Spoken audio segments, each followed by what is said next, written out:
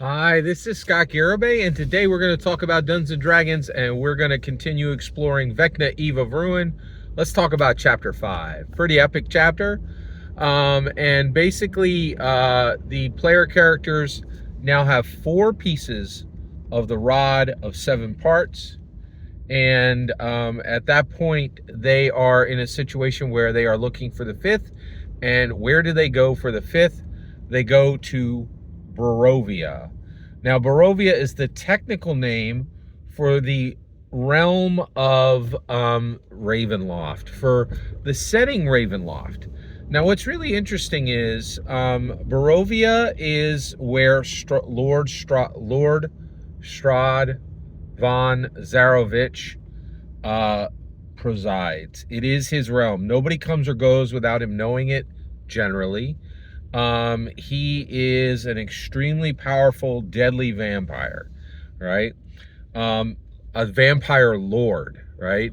And so the player characters show up on Barovia, and immediately, the moment they get there, they're in this small little village, and they are immediately, and once they're there, they can immediately hear, like, in the village, there's a house down, kind of down the lane, right? They can almost see it, and they hear a child weeping from that home. But the moment they get there, they kind of find a classic pitchfork mob, right?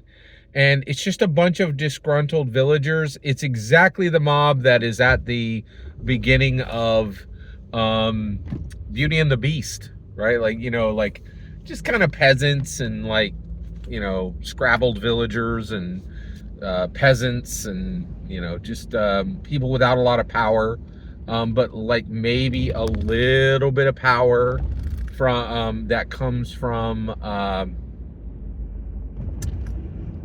being in numbers. That's a very interesting thing, like power from numbers. That it really is interesting. It immediately, and this is the entire point. Like, if you're reading Dungeons and Dragons canon hardbacks, right, you should be reflecting on our world, right? And one of the things here is, like, this is most Americans. Most Americans have little or no. No, that's absolutely not true. Nope. I was about to say this is like most Americans, but boy, is that not true. Most Americans can straight murk their own leader, right? And that's exactly how we built this country. Like, man, it's wild. That's why, you read Dungeons and Dragons and you remember why the Second Amendment is so important, right? These people have no power. They literally have a pitchfork that they use to but in America, man, we got wrecking tools, every single one of us, like, and we're famous for it. Like, and in America, we have more of those tools that exist than people in the country exist, right? So if we have a Lord Strahd, it ain't gonna take that long to take care of him, right? Like, it's just, man, boy, America really is different. So let me keep going here. So basically, these people are medieval peasants, which has nothing to do with a modern American. You could be dirt poor in America, and you could, and absolutely no one can tell you to do anything, because you can buy the device you need to stop them from telling you for about $250 here. It's like, and it ain't, and you could do it like in a Walmart. Like, it's like, it is really different, right? So it is, just reading chapter 5 of Vecna, Eve of Ruin just really reminds me the incredible power that every American can choose to have whenever they want. Now, only the right exercise that, and the left doesn't. So it's really that's pretty fascinating. That's really, really fascinating. So the player characters are here, and immediately these these medieval peasants are like, hey, what you doing in our area? You're interlopers. And an interloper is like basically a word that says, I don't trust you because you've come into my area.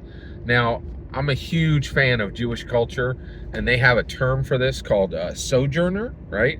And when I say Jewish, I mean the men, possibly women. I think maybe some of the Bible could have been written by a woman. We don't know all the authors, right? So, yeah, so the Jewish people, especially in the Holy Bible, they talked about sojourners, right? So actually, the player characters are adventurers. They're also sojourners. They're journeying to get something they need, right? And that's really like migrants today. Like they're journeying to get something they need, right? Like now, these adventurers are trying to get a rod of 7 parts. It's a super dope item, and they have a lot of freedom and independence and power, whereas many migrants today have very little freedom, independence, or power, right? So kind of interesting. So the player characters are there, and they arrive here, and they're like, "Hey," and immediately this, Beauty and the Beast mob is like, "Hey, what you doing in our parts, man? We don't like you. You guys are outsiders."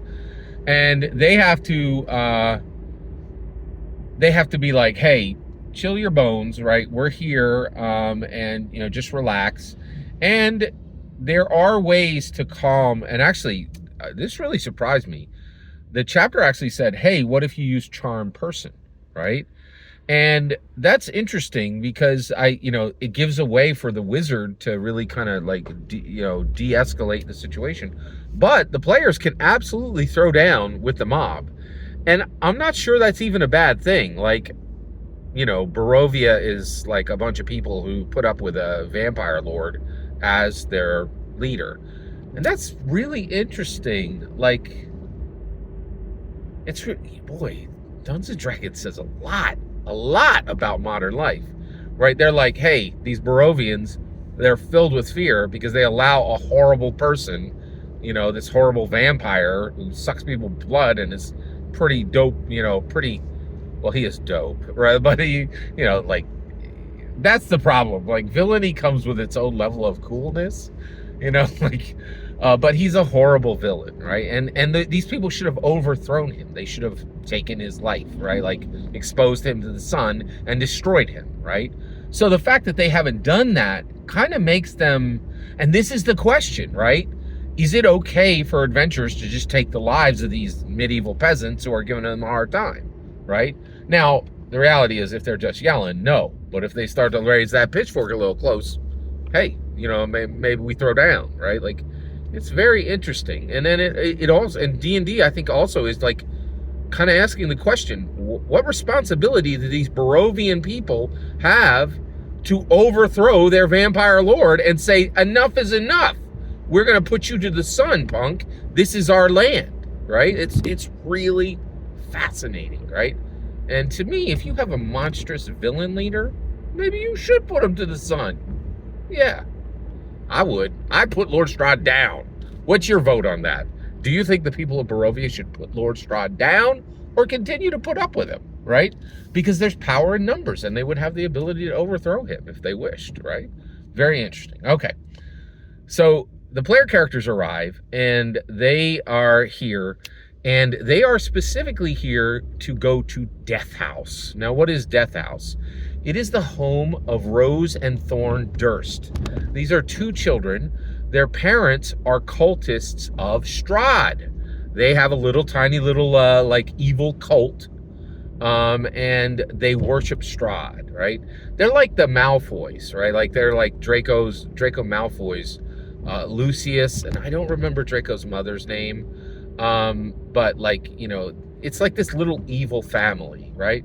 They're just kind of petty and evil, and they like, goth clothes, right? That's their jam, right? But they're also minor, okay? But they own Death House, right? So the place where this child's voice, or this weeping child's voice is coming from, is Death House. The player characters have to deal with the mob. They have to get past the mob, and they do that by putting them down, or by using charm person, or finding some non-violent way to deal with them, right? To deal with the mob. They then move past, and they go to Death House, right? And once they get to Death House, their job is to find the Rod of 7 Parts. Now, Death House is a house that has contained one of the Rod of 7 Parts pieces, right? And so basically, this cult has established, essentially established a space where they can worship and do these horrible rituals, and they power those rituals by the rod of 7 parts. One of the pieces of the rod is 7 parts. Now, as if it weren't difficult enough, right? The player character, actually, it's not that hard for player characters to deal with these cultists, right? But the problem is, Death House is owned by the Durst, who's this minor cult. Problem is, a major cult figures out that they have one of the pieces of the rod of 7 parts, and that is the priests of Osibus. And essentially, this is major villains finding out about minor villains, right? And they're going to try to straight wreck the Dursts and take the rod, the piece of the rod. But the player characters still need to play. The Dragon Masters still need the rod of 7 parts, and so they need to go in there and get it, right? So this is all set up, right? And at this point, the player characters have moved past the mob one way or another. They've met Rose and Thorn Durst, these children of these horrible cultists, right? And they also at this point should know that they're in Ravenloft, the realm of Lord von Strahd, Lord Strahd von Zarovich, right? And they are moving forward. And at this point, they begin to move into Death House itself.